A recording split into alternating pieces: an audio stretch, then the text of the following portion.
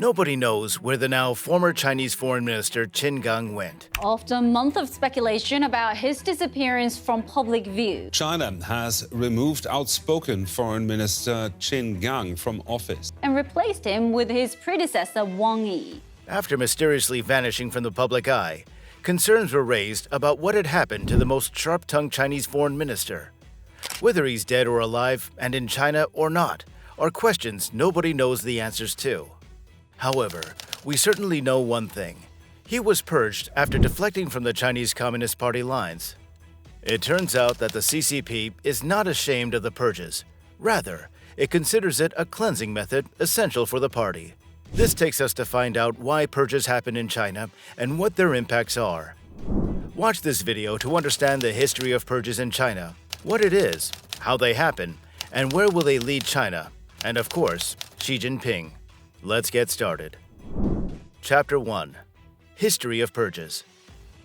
Purging refers to the practice of removing or expelling certain individuals from the Chinese Communist Party, often for political reasons or to maintain party discipline and unity. A party member seems off? Purge him. Is he trying to consolidate power to challenge the chairman of the CCP? Purge him. It turns out that purging is not a new phenomenon in the CCP. Rather, it's been used for over 100 years. In 1957, the CCP launched the anti-rightist movement, targeting intellectuals and party members with perceived rightist views or criticisms of the party. According to official Chinese government data, around 550,000 individuals were labeled as rightists during this campaign. Tragically, many faced political persecution, job losses, and imprisonment.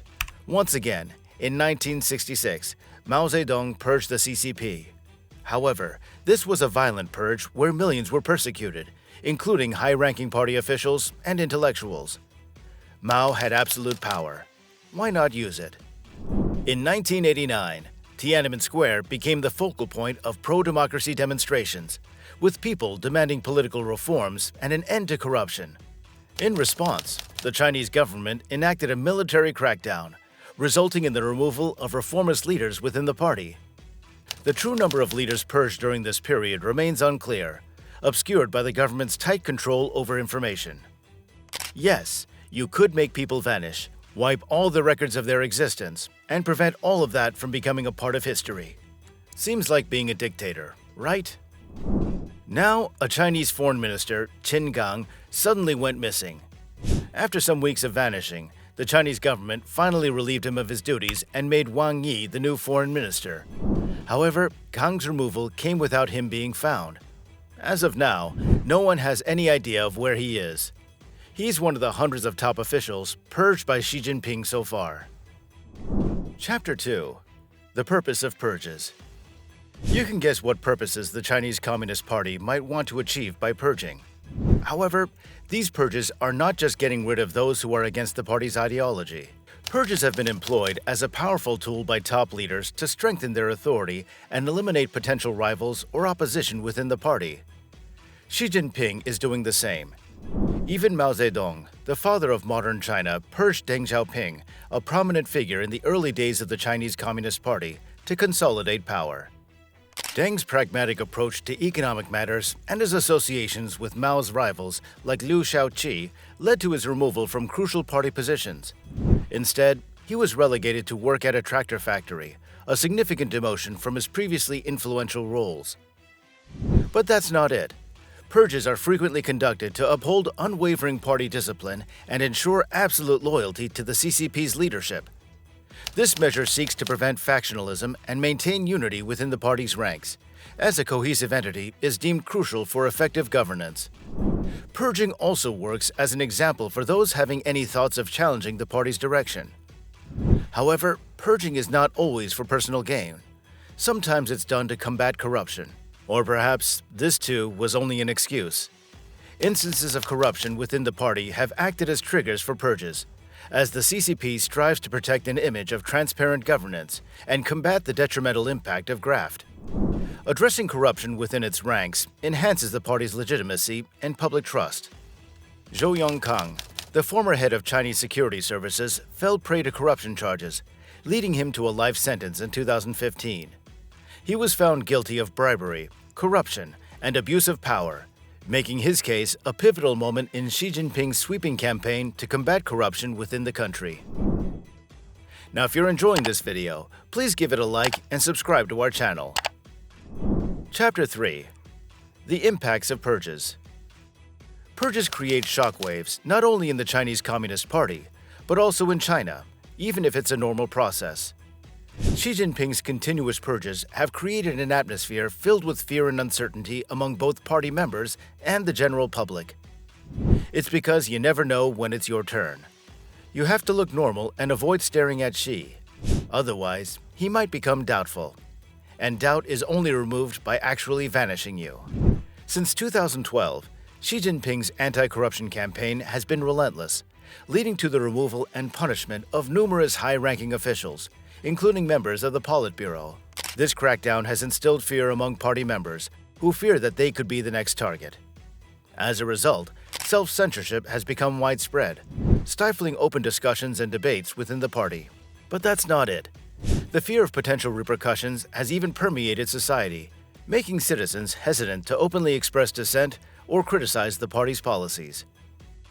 They know arbitrary arrests might come, and they can face life imprisonment, since the law enforcement agencies and the judiciary is under CCP control. Not only citizens, but business leaders and entrepreneurs also face increased scrutiny. They feel pressure to demonstrate unwavering loyalty to the party and its leadership.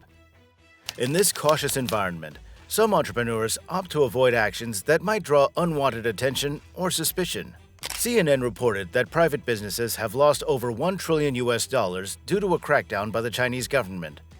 This crackdown is due to private businesses showing some flexibility in following rules created by the CCP. The uncertainty surrounding the campaign's potential consequences has made it difficult for businesses to make long-term plans and investments. Additionally, the heightened regulatory landscape and the risk of being entangled in political investigations have contributed to an overall sense of unease among business circles. Xi Jinping's aggressive purges and consolidation of power have given rise to fundamental questions about the future direction of China's political system. The centralization of power and elimination of potential rivals have raised concerns about a return to a more authoritarian style of governance reminiscent of Mao Zedong's era. Observers worry that the purges may undermine the collective decision-making processes within the CCP, concentrating power in the hands of one leader and limiting checks and balances. Chapter 4. Purges in Key Sectors. Purges in China go well beyond the boundaries of the Chinese Communist Party and extend their influence into numerous state departments and institutions. This allows the party to establish comprehensive control over governance and society as a whole. Imagine you being the chairman of the party and having a country to rule. Yes, you see, the country is for the CCP, not the other way around. The CCP wields significant authority over state-owned enterprises, which play a crucial role in China's economy. In the past, purges have been targeted at high-ranking officials within SOEs suspected of corruption or disloyalty to the party. One such example is Bo Xilai, a prominent CCP leader and former Chongqing Party secretary who faced a high-profile scandal involving corruption and abuse of power in 2012. This led to his purge. Financial Times reported that over 100 executives were purged in state-owned enterprises such as PetroChina, China Southern Airlines, China Resources, FA, and Sinopec in 2014. But that's not all. China's educational system is also subject to strict ideological control by the CCP. Purges have been carried out within universities to suppress dissent and ensure party loyalty among faculty and students.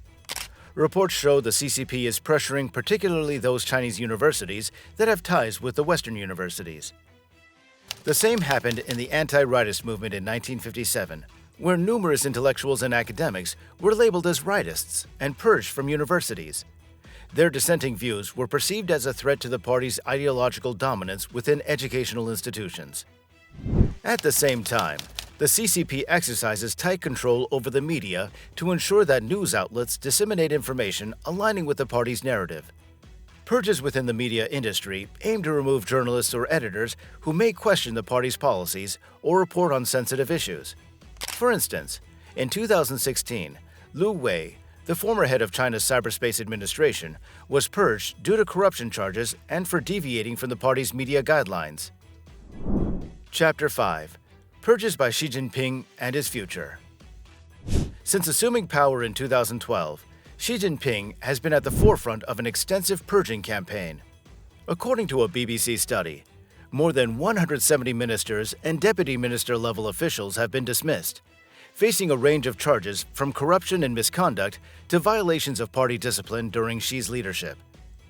Now you can understand why no minister deflects from the party line, and if he does, he's no longer a minister.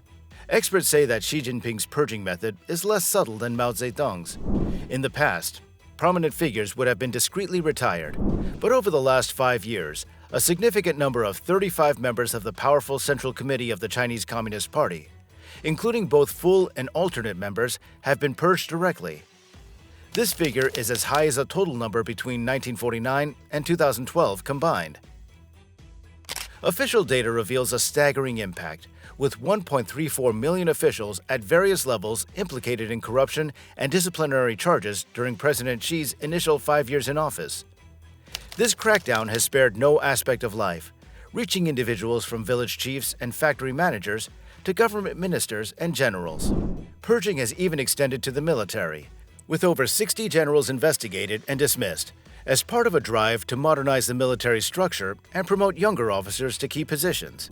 2 top generals, Fang Fenghui and Zhang Yang, vanished from public view, much like the recent Qin Gang's disappearance. Even if the world might see purges as a sign of weakness, the CCP and Xi Jinping think the opposite, and it seems to work. Purging allows Xi Jinping to remove those in whom he saw a fraction of challenging nerves against him.